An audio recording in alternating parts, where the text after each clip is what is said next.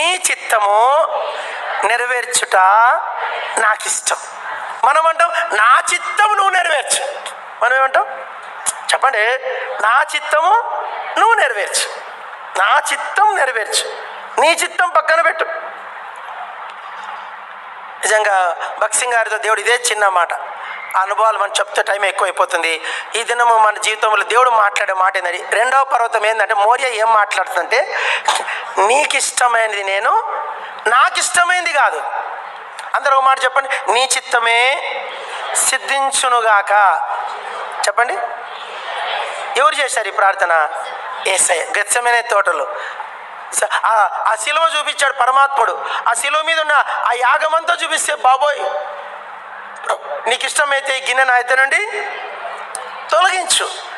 3 సార్లు ప్రార్థన చేశాడంట.